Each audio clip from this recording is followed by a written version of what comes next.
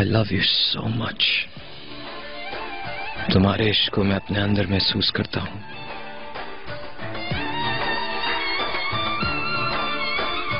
और अगर तुम मुझे भूल भी जाओ, मैं तुम्हें कभी नहीं भूल पाऊंगा तुबराक, कभी भी नहीं।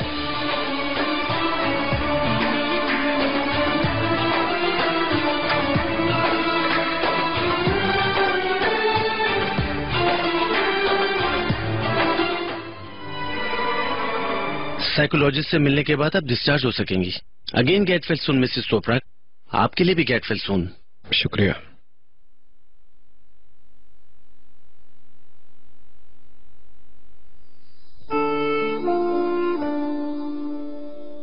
कैसी हो? पहले से बेहतर हो? मैं तुम्हारे डिस्चार्ज पेपर्स लेके आया।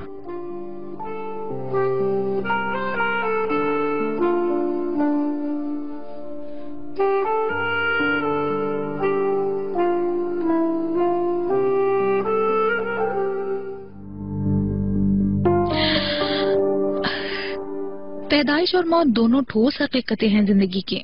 मरने वालों का दुख जितना बड़ा भी हो, आप जिंदा रहने पर मजबूर हैं। हमने जो कुछ भी डिस्कस किया है, इस मसले पर सोचो या फिर जो बात आपको इफेक्ट करे तो आप मुझे फोन कर सकते हैं, ठीक है? जल्द सेहतयाब हो जाओगी।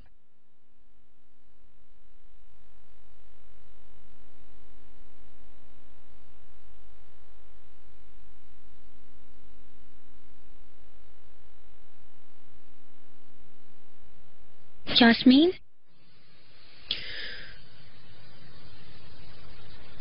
तुम ठीक नजर आ रही हो। ठीक हूँ। तुम मुझे लेकर आई थी ना? Thank you so much.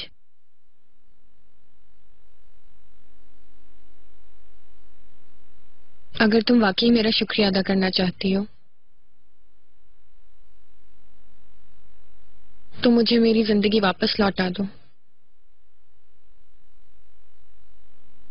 Please समझ जाओ, मैं इस चीज की उम्मीद करती हूँ तुमसे। देखो, तुम ये मत समझना कि मैं किसी एहसान का बदला मांग रही हूँ, मगर वक्त जाया किए बगैर चिनार से डिवोर्स ले लो प्लीज। अगर तुम डिवोर्स ले लोगी तो एक बच्चे को उसका बाप मिल जाएगा। प्लीज हमें एक चांस दे दो।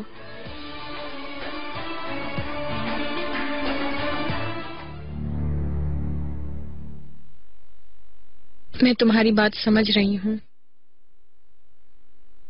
तुम बिल्कुल ठीक कह रही हो। शायद मैं तुम्हारी बात बहुत अच्छे से समझ सकती हूँ।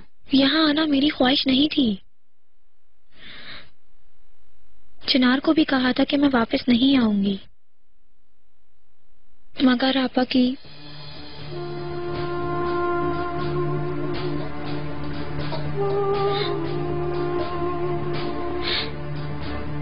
अचानक मौत ने सब कुछ धर्म भरम कर दिया। कोई इंसान अपने वजूद का हिस्सा खोने के बाद जितनी तकलीफ महसूस करता है और तन्हा महसूस करता है,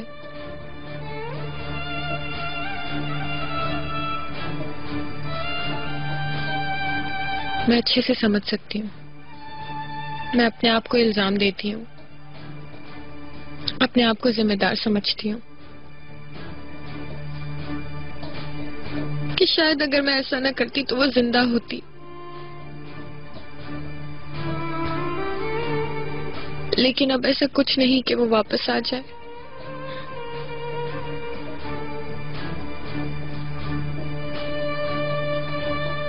उसे कोई वापस नहीं ला सकता, किसी की फरियाद वापस नहीं ला सकती।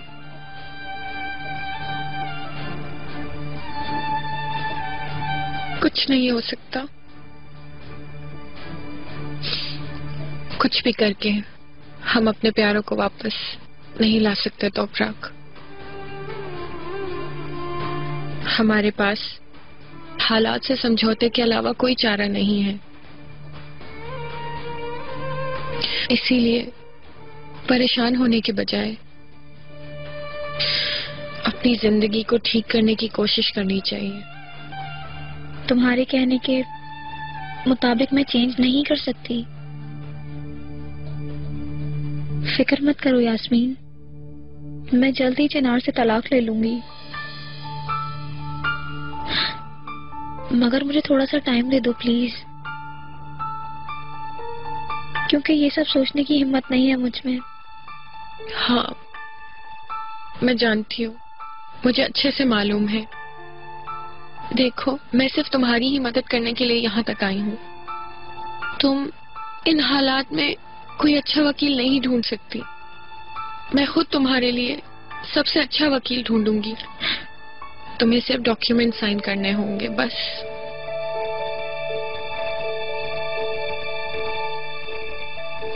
हाल ही में हमने ऐसे पेशेंट पर तहकीक की है जिन पर किसी की मौत का सदमा तारी है। आपकी वाइफ भी उनमें से एक है। आमतौर पर वो जिंदगी के बुनियादी मकासद को भूलकर अपने प्यारों की मौत का सदमा ना बर्दाश्त करते हुए अपना ज़हनी तवाज़ुन खो बैठते हैं और फौरन अपनी जिंदगी खत्म करने को तरजीह देते हैं। वो मुश्किलात या सदमे से निपटने का हौसला नहीं रखते, दुख का मुकाबला करने में नाकाम रहते हैं और कुछ लोग इस पेन से निकलने का रास्ता ढूंढ लेते हैं।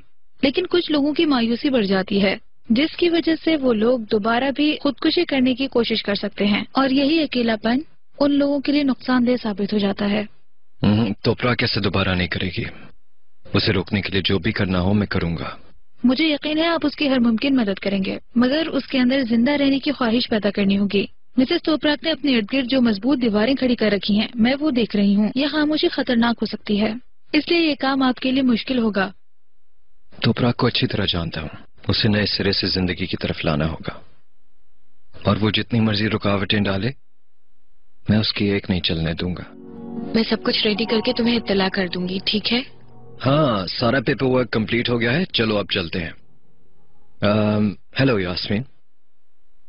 हेलो। मैंने सोचा तोपराक ठीक हो गई होगी, जरा उसे देख लूं। अच्छा लगा देखकर, शी इज गेटिंग बेटर। चलो सही है, एक बार फिर गेट वेल सून। और एक बार फिर थैंक यू सो मच तोपराक के लिए, तुमने जो भी किया। No problem,